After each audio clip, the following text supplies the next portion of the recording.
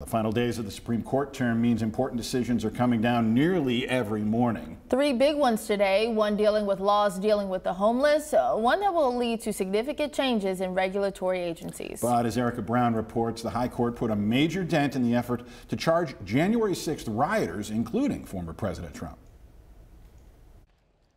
In a 6-3 ruling, the Supreme Court made it harder to charge defendants in the Capitol riot with obstruction. What the majority is saying here is it can't just be walking in and engaging in a riot. It has to be tied to some sort of document destruction. Conservative Justice Amy Coney Barrett issued a stinging and somewhat surprising dissent. She says, or otherwise means you tried to corruptly impede a official proceeding, and a riot is enough to do that. Former Harrisburg, Pennsylvania police officer Joseph Fisher brought the case, his lawyer arguing federal prosecutors were using the Enron-era law as a dragnet.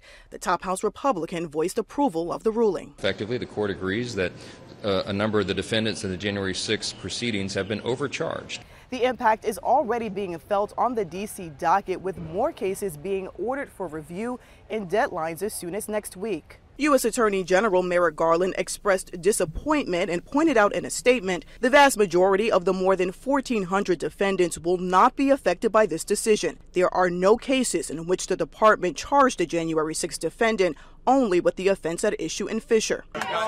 The ruling could impact part of former President Trump's federal election case. I will be shocked if Special Counsel Jack Smith does not have court papers ready to say that he can still charge former President Trump with obstruction, arguing that he was trying to interfere with the counting and the counting of those state electoral votes, which were paper, which were evidence. The court also announced its last day of the term is Monday, when watchers can expect a decision in Trump's immunity case.